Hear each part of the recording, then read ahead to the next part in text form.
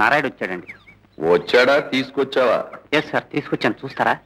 అబ్బా సెక్రటరీ ఎప్పుడు పనులు బిగినెస్తేనా?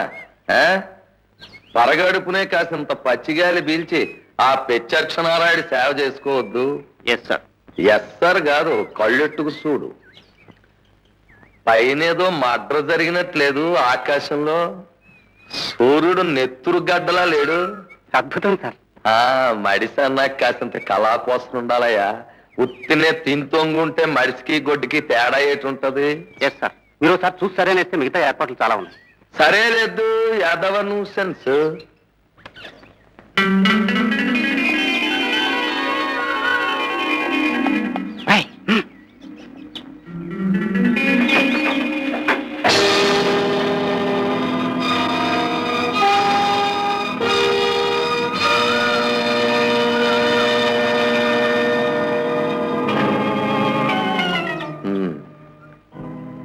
నారాయుడు, ఆ ఎగస్ పార్టీ వాళ్ళు ఇచ్చే డబ్బు నువ్వే ఎవరా మిగిలిపోతావని చెప్పి వినిపించుకున్నావా? ఖర్చు అయిపోయి కారు వెనక సీట్లో దర్జాగా రాజాలా కూర్చుని వెళ్ళేవాడివి. ఇవాళ డిక్కీలో దొంగన్నావు. దర్జా తగ్గిపోరా? ఈ పేరు గలవాడు జ్వరం వచ్చి వేళ చచ్చిపోయినట్టు సర్టిఫికెట్ తీసుకుంటున్నాను. సమాజ్ చేద్దామా తగలబెట్టిద్దామా? ఏం సెక్రటరీ అయ్యా నువ్వు?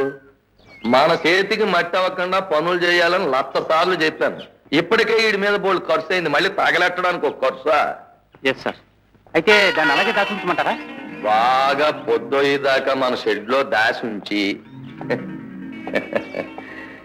ఈ శవాన్ని ఆడి మామగారు పక్కలో పడుకోబెట్టి.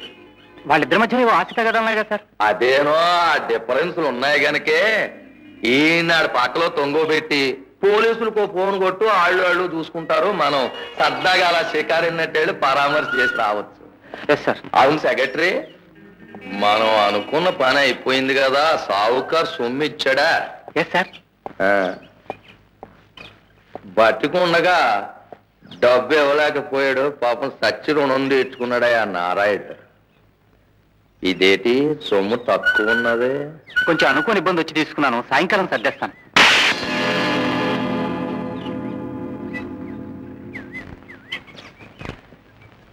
ఆ ముక్క నేను లెక్కెట్టుకోక ముందు చెప్పాల. అసలు నేను లెక్కే పెట్టనని ఎదవాలోచన తప్పు కదా. ఇక్కీలో పడుకోబెట్టా.